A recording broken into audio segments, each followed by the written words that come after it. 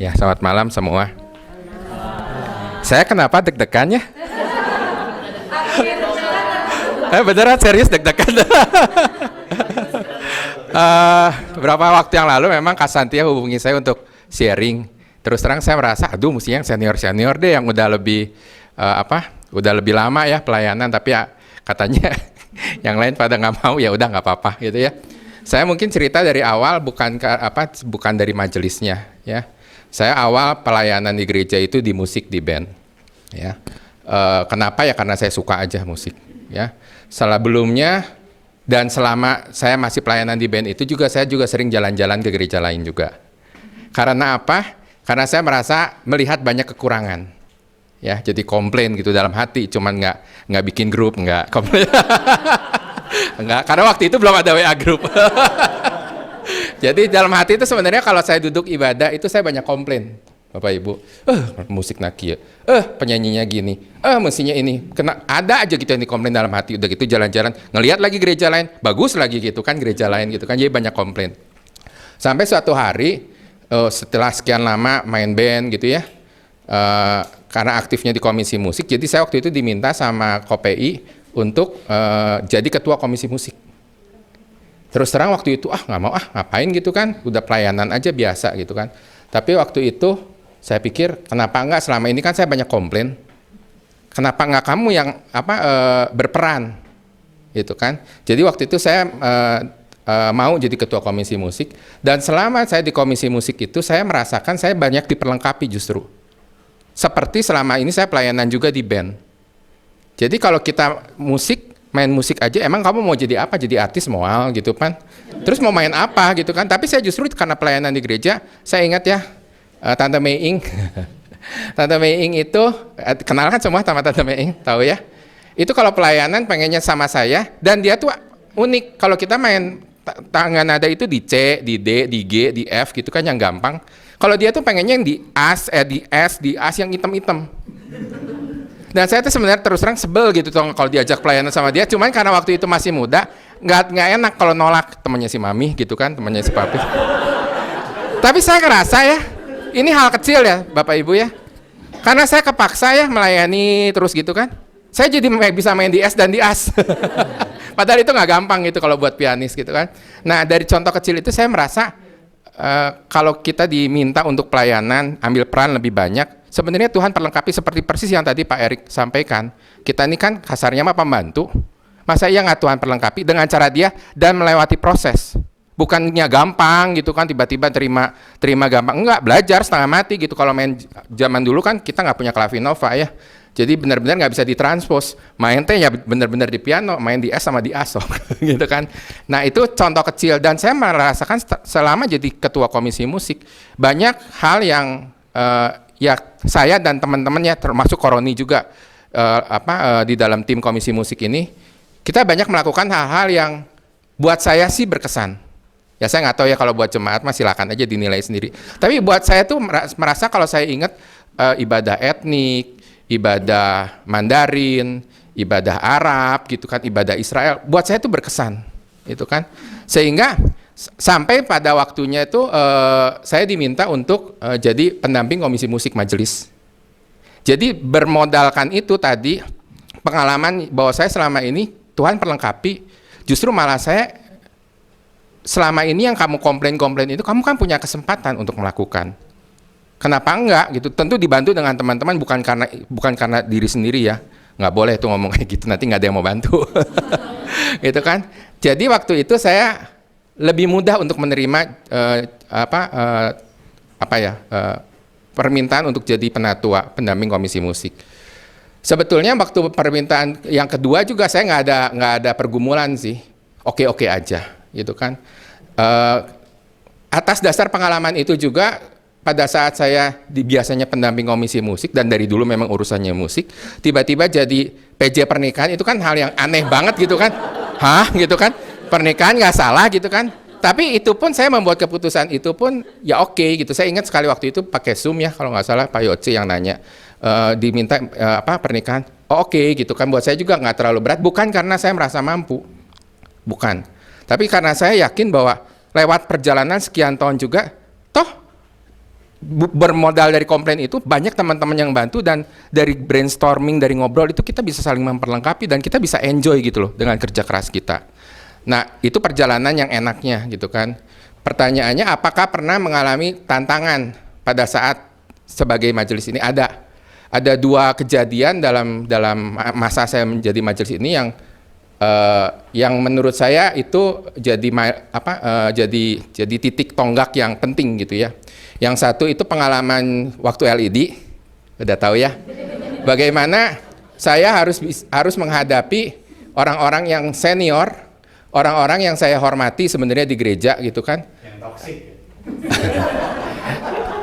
Puji Tuhan ada yang ngomongnya, jadi bukan saya. Ya, tapi itu orang-orang yang saya hormati ya, mereka teman-temannya mami papi gitu kan, yang saya udah kenal lama.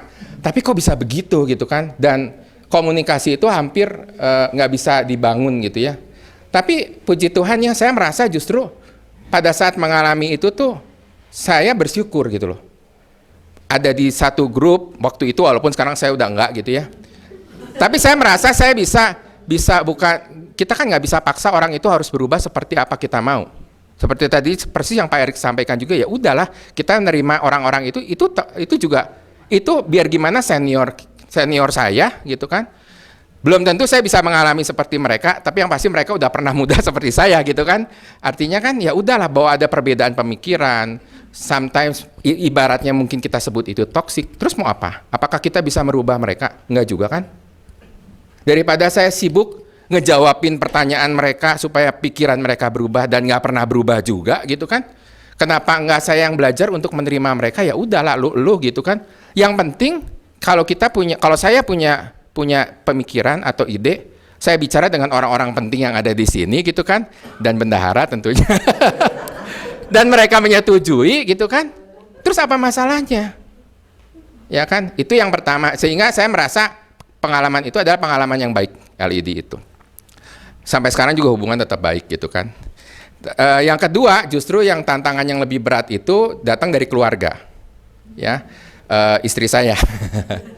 Ya maklum lah ya, karena kan kesibukannya kan bukan cuman, sebenarnya kalau sibuk gereja tuh segimana sih kita sibuk di gereja? Kan nggak tiap hari sebetulnya. Tetapi karena terakumulasi dengan kesibukan yang lain, ya tentulah ya keluarga komplain. Ya, apalagi ya banyaklah gitu kan faktornya gitu kan. Sampai saya tuh tanda kutip merasa dituduh bahwa saya melakukan pelayanan itu karena saya perlu eksistensi. Mungkin ada betulnya ya, saya juga nggak bisa ngomong itu enggak gitu kan. Nggak tahu lah, ya, mungkin juga ada ya perasaan kita seneng gitu kan, diterima. Orang merasa kita melayani, thank you, kan kita juga seneng sebagai manusia ya.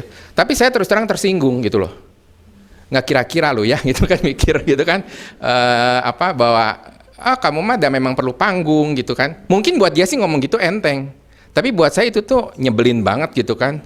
Sampai puncaknya itu suatu hari ada satu perselisihan gitu ya, urusannya sih urusan anak sebenarnya, biasalah anak-anak mulai remaja kan banyak bikin liar gitu kan. Sampai akhirnya saya waktu itu nyamber juga ke urusan gereja gitu kan, bahwa kesibukan saya lah sebagai papi temusinya gimana gitu kan. Akhirnya saya waktu itu bikin keputusan saya mau mundur tengah-tengah. Waktu itu yang pertama atau yang kedua ya, saya lupa. Pokoknya saya mau mundur. Saya waktu itu konsultasinya sama Pak Daud. Kenapa? Karena seingat saya yang pertama kali ngajak waktu itu ngelawat saya waktu majelis pertama itu Pak Daud sama Kopei yang datang ngobrol, yang ngomong ke saya. Ini saya telepon Pak Daud, ada waktu nggak? Saya mau ketemu. Saya ketemu di rumahnya. Terus saya sampaikan saya mau stop di Kebon Jati. Tapi saya mikir gitu kan. Itu kan saya waktu itu baru diangkat di Klasis. Kan rada kurang sopan ya gitu kan, belum ngapa-ngapain terus lu mundur gitu aja. Saya nggak kepikir Klasis sebenarnya, saya nggak tahu aturannya juga bahwa kalau saya mundur di jemaat berarti di Klasis juga mundur gitu, saya nggak tahu. Jadi saya mah polos-polos aja ke Pak Daud, saya mau mundur dengan alasan gini. Saya cerita apa adanya pergumulan saya sama istri saya. Cuma Pak Daud bilang ya sebenarnya sih boleh aja mau mundur gitu kan, tapi kamu harus mundur juga dari Klasis. Aduh saya nggak enak atuh ya kalau mundur dari Klasis, nggak sopan pisan gitu kan. Jadi jadi waktu itu berarti yang pertama ya masa di ini pertama terus udah gitu saya jadi terus terang jadi mikir gimana ya gitu kan. Terus waktu itu di Kalasis juga kebetulan saya diminta jadi tim pendampingnya siapa ya, Nadia kalau nggak salah, yang Gatsu gitu kan. Dan waktu itu saya dikasih tahu gini, di Kalasis itu cuman 2 yang ngelanjutin ke periode kedua karena yang lain tuh udah nggak bisa. Cuman saya sama si ibu siapa tuh. Jadi yang mau jadi pendamping buat si Penatua Nadia ini kan dia 1 tahun tuh ke depan. Jadi mesti antara 2 orang ini. Si ibu itu udah pasti nggak mau. Alah, kata saya, terus gimana tuh gitu kan? Saya sempat konsultasi juga sama waktu itu sekretarisnya James Martin. Saya bilang kayaknya saya nggak gitu kan. Artinya udah quit deh gitu kan. Tapi tiba-tiba tuh Tuhan tuh kayak bicara dalam hati saya gitu ya. Ada komplain juga ya, sebenarnya selain itu juga saya ada komplain juga terhadap, ya kadang-kadang komplain ke Tuhan juga, capek kerja, duit nggak ngumpul-ngumpul gitu kan, sibuk pelayanan gitu, nah naonan sih orang teh gitu kan, ada dalam hati itu beberapa kali, apalagi akhir bulan Pak, mesti gaji orang, pusing gitu kan. Nah terus udah gitu, tapi saya tuh tiba-tiba kayak Tuhan tuh bicara ya, waktu itu saya lagi perjalanan ke Jakarta, memangnya kalau kamu quit sebagai majelis, masa lalu beres. Emangnya anak kamu jadi tidak memberontak? Emangnya kamu bisa kerja lebih fokus dan duit lu lebih ngumpul? Saya tiba-tiba mikir, ya belum tentu juga ya gitu kan. Kalau iya saya quit jadi majelis, berhenti pelayanan, terus semua itu jadi beres, masalahnya tiba-tiba saya jadi orang kaya, tiba-tiba anak saya jadi baik gitu kan, semua pergumulan saya selesai, saya keluar deh dari majelis gitu kan. Tapi kan belum tentu juga. Kalau saya udah keluar dari majelis, berhenti dari Kalasis gitu kan, bukan karena kepengen jadi majelis Kalasis loh, bukannya, tapi karena rasanya baru dipilih udah mau keluar kok masih gitu kan. Terus udah gitu tetap saya punya masalah yang sama, kan konyol ya kayaknya ya. Jadi waktu itu saya pikir, saya telepon Pak Daud lagi sama James juga, Pak saya lanjut. Terus Pak Daud nanya, kenapa nggak jadi mundur? Pak saya pikir-pikir Pak, kalau saya mundur dari majelis juga emangnya beres gitu masalah saya? Belum tentu juga gitu kan. Jadi saya memilih, ya masa sih Tuhan nggak perlengkapi gitu kan. Ya kalau soal berkat saya pikir di tengah-tengah komplain keinginan kehidupan kita yang lebih gitu ya, tapi saya pikir juga kehidupan saya juga mestinya bisa bersyukur kok. Banyak juga orang-orang yang mungkin pergumulannya lebih berat ya. Kalau segini aja Tuhan cuman kasih cuman kamu capek mungkin, atau ya sedikit komplain dari keluarga lah, harus bergumul soal keuangan, itu mah ya belum apa-apa mungkin dibanding pergumulan orang lain. Sehingga itu yang membuat saya, ya udah, saya ingat satu kata-kata Tante Laura, ibu siapa tuh yang di Paduan Suara Anak tuh, yang di waktu itu pernah diundang. Dia ngomong di depan Paduan Suara, jangan suka bilang pengen berhenti pelayanan. Nanti kalau Tuhan bilang, sok berhenti sekarang. Beneran berhenti mau? Nya ngagebek. Ya kalau beneran pulang langsung ya. Kalau ternyata invalid kita, itu kan lebih parah gitu kan. Artinya ya selama Tuhan kasih kesehatan, kita masih punya keluarga yang ya segitu mah masih mendukung. Tuhan masih cukupi dengan kebutuhan kita setiap hari gitu kan. Apa sih alasan kita nggak mau melayani? Itu aja dari saya. Terima kasih.